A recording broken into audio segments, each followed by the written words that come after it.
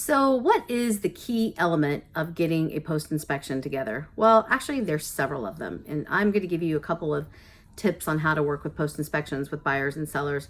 The question just came to me. We were just discussing with some new team members in my office, so I thought I'd just share this with you. Is naturally the conversation around post-inspections is we know that the whole contract comes up for negotiation again.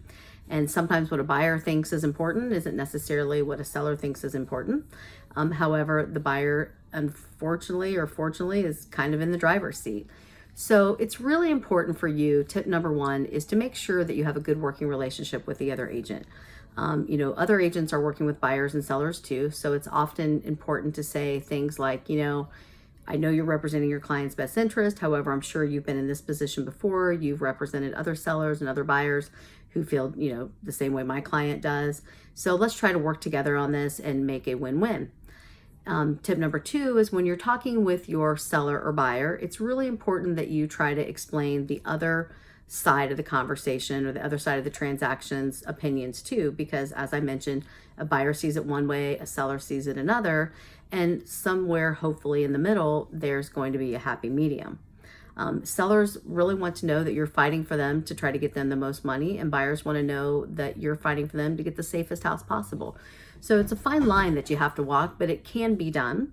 So kind of go through each item with the buyers and each items with the sellers and find out what their non-negotiables are.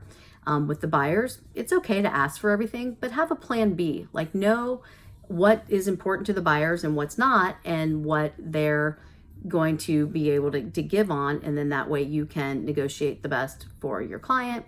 On the seller side, absolutely know what their net bottom line is, that such that if the buyer decides not to buy the house, that they're okay with not fixing those items.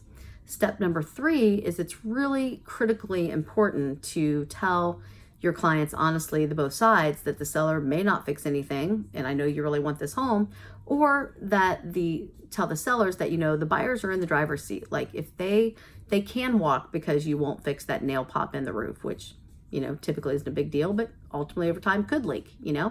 So you just have to be really upfront with your clients and help them and guide them make the decision, and make it their decision, not your decision. It's our job to provide facts, to provide contractors that can help them, are experts in the field. But the thing is to just do your best on fighting for both of your clients, but everybody wants a win-win ultimately. So hope this helps. If you have any questions, feel free to call me direct, 937-619-7454. I'm Denise Swick, and we'll talk to you soon. Thanks a lot. Take care.